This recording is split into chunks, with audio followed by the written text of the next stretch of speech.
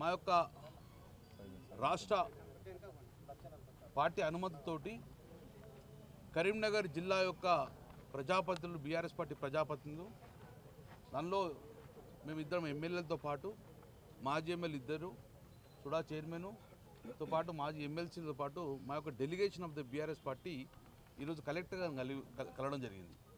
ఈ కలెక్టర్గా కలవడం అనేది కొత్త కాదు. బీఆర్ఎస్ పార్టీ కలవడం కరీంనగర్ యొక్క నగరంతో పాటు కరీంనగర్ జిల్లా సమస్యల గురించి ఇప్పటికే 4-5 సార్లు కలవడం జరిగింది. ఈ 4-5 సార్లు కలిసినా కూడా ఏమాత్రం ప్రభుత్వం నుంచి చలనం లేదు. కనీసం చర్యలు తీసుకోవాలని ఆలోచన ఎవరికి లేరు. కలెక్టర్ గారు కూడా ఎన్నో సమస్యలు మీ దృష్టికి వచ్చిన వారు ప్రభుత్వం తీసుకుపోయారు, కానీ ఆ ప్రభుత్వం నుంచి అనుమతులు తీసుకురావడం కానీ ఈ ప్రభుత్వం నుంచి సమస్యల పరిష్కారం కూడా ఏ అమాత్యుడంగా ఏ మంత్రుడంగా పట్టించుకున్న పరిస్థితి లేదు. అంత కన్ఫ్యూజన్ ఉంది. కరీంనగర్ జిల్లా అంతా కన్ఫ్యూజన్ ఉంది.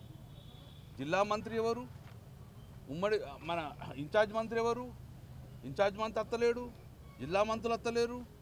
మరి సమస్యలు ఎట్లా పరిష్కారం కావాలి అని చెప్పేసి చాలా ఆవేదనతో ఈరోజు మేము కలెక్టర్ గారిని కలవడం జరిగింది.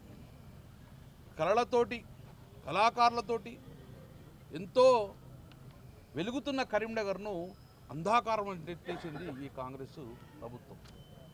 కేసీఆర్ గారికి ఇష్టమైన కరీంనగర్ జిల్లా అద్భుతంగా తీర్చిదిద్దాలని చెప్పేసి వేలాది కోట్ల రూపాయలు తీసుకొచ్చి ఈరోజు కరీంనగర్ మేము డెవలప్ చేస్తే 16 నెలల లోపలనే దీన్ని మళ్ళీ పాత కరీంనగర్ను తీసుకొచ్చే పరిస్థితి తీసుకొచ్చింది. ఈరోజు కళావిహీనం చేసింది. కళలతోటి కళాకారులతోటి అభివృద్ధితోటి కలకలాడిన కరీంనగర్ను 16 నెలలనే కళావిహీనం చేసిన ఘనత ఈరోజు కాంగ్రెస్ పార్టీ. కళావిహీనంతో పాటు అవినీతిలో నెంబర్ 1 స్థానాన్ని కూడా తీసుకొచ్చింది ఈరోజు పరిస్థితి. ఈరోజు మేము వీళ్ళని పెద్ద డిమాండింగ్ చేస్తలేం. కేసీఆర్ గారు ఏదైతే ఆ రోజు శాంక్షన్ చేసిండో దాన్ని కొనసాగింపండి, ఆపకండి అని చెప్పి మా యొక్క రిక్వెస్ట్. కొనసాగితే సరిపోతుంది, ఇంకో 10 సంవత్సరాల అభివృద్ధి జరుగుతుంది. కానీ దాన్ని కూడా ఆపే ప్రయత్నం చేస్తున్నారు. కాబట్టి మేము డెఫినెట్గా ఈరోజు కలెక్టర్ని కలిసి తుది నివేదిక ఇవ్వడం జరిగింది. ఇవన్నీ సమస్యలు పరిష్కరించండి, పరిష్కరించకపోతే మేమే టీఆర్ఎస్ పార్టీ పక్షాన ప్రజా ఉద్యమం చేస్తాం కూడా సిద్ధంగా ఉన్నాము అని ఈరోజు లాస్ట్ వార్నింగ్ ఇచ్చుకొని ప్రభుత్వం లాస్ట్ వార్నింగ్ కూడా జరిగింది. దశల వారీగా ఉద్యమం చేస్తాం. మొదట ఈ సమస్య పరిష్కారం కాకపోతే డెఫినెట్గా ఒక ఉద్యమం ఒక నిరసన కార్యక్రమం కలెక్టర్ ఆఫీస్ ముందు చేస్తాం. తదనంతరం కూడా మళ్ళీ కాకపోతే కూడా కొన్ని సమస్యలు మేమే పరిష్కారం చేసుకుంటాం. ఎగ్జాంపుల్ కరీంనగర్ నగరంలో ఇంత అద్భుతమైన మట్టి లేని రోడ్లు చేస్తే ఈరోజు ఎక్కడెక్కడ మట్టి లవ్వేసి డాంబర్ రోడ్లు మొత్తం కూడా మట్టి రోడ్లు పరిచాం. ఒకప్పుడు నల్లగా బ్లాక్ డాప్స్ ఉండే, కానీ ఈరోజు మళ్ళీ ఎర్రగా మారిపోయే పరిస్థితి వరంతో దాన్ని మొత్తాన్ని కంప్లీట్ చేయాలి. చిన్నది పాటల్స్ కంప్లీట్ చేస్తే తవ్విన తర్వాత పాటల్స్ కంప్లీట్ చేయమని చెప్తే కూడా చేసే పరిస్థితి లేదు. వారం 10 రోజులు చూస్తాము, ఒకరు చేయకపోతే మేమే వీటిని రిస్టోర్ చేస్తాము. బీటీ రోడ్ ఉన్న బీటీ రోడ్ వేసుకుంటాము, సీసీ రోడ్ ఉన్న సీసీ రోడ్ వేసుకుంటాము. ఆ రోజు శ్రమదానం చేసి బీఆర్ఎస్ పార్టీ ముందుంటే జరుగుతుంది. ఎప్పటికైనా వాళ్ళు తలవంచుకోవాలి ప్రభుత్వం ఈ చిన్న పనులు చేసి. ఆ రోజు కరీంనగర్ నగరాన్ని డిస్ట్రిక్ట్ హెడ్ క్వార్టర్ కాబట్టి అద్భుతంగా తీర్చాలని చెప్పేసి మట్టి కనబడకుండా రోడ్లు వేసినాం, శానిటైజేషన్ చేసినాం, అద్భుత నగరంగా తెచ్చుకున్నాం. ఎన్ని ర్యాంకులు వచ్చినా కరీంనగర్ నగరం వచ్చింది. కానీ ఈరోజు ఆ పరిస్థితి లేదు కాబట్టి ఇమ్మీడియట్గా దాన్ని యాక్షన్ తీసుకోమని చెప్తున్నాం.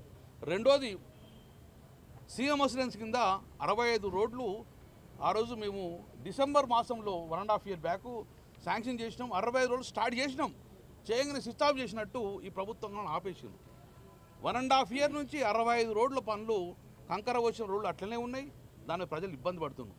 ఆ 65 రోడ్లు కంప్లీట్ చేయమంటే సంవత్సరం నరైంది. ఇంతవరకు కూడా ఒక్క పని కూడా ముందుకు తెలియదు. ఆ ఉన్న రోడ్లు డ్యామేజ్ అయ్యే పరిస్థితి వచ్చింది. మేము చాలా రికమెండ్ చేసినాం. ఆ కాంట్రాక్టర్కి వచ్చిన డబ్బులు తీసుకొని కాంట్రాక్టర్ బిల్లు ఇవ్వండి, పిలిచి కాంట్రాక్టర్ మాట్లాడండి, ఆయన సమస్యలు ఉంటే ప్రభుత్వం తీసుకెళ్ళి సాల్వ్ చేసుకొని ఆ సగం అర్ధాంతంగా నిలిచిన పనులను కంప్లీట్ చేయమంటే ఈ పట్టించుకునే నాతులు లేదు. ఇప్పటికీ ఒక రోడ్ టాప్ ఉంటుంది, దాని పక్కకే ఈ రోడ్డు కూడా కంకరతోటి సగం అర్ధాంతంగా రోడ్డును పరిష్కరించింది. చాలా ప్రజలు ఇబ్బంది పడుతుండ్రు. వర్షాకాలంలో కంప్లీట్ అయిపోతే మళ్ళీ డెంగ్యూ ప్రాబ్లం తెచ్చింది. కాబట్టి ఇమ్మీడియట్గా ఆ ప్రాబ్లం సాల్వ్ చేసి కాంట్రాక్ట్ని పిలిచి కాంట్రాక్ట్ పేమెంట్ ఇచ్చేసి పనులు స్టార్ట్ చేయమని చెప్పి బీఆర్ఎస్ పార్టీ పక్షాన డిమాండ్ చేస్తుంది.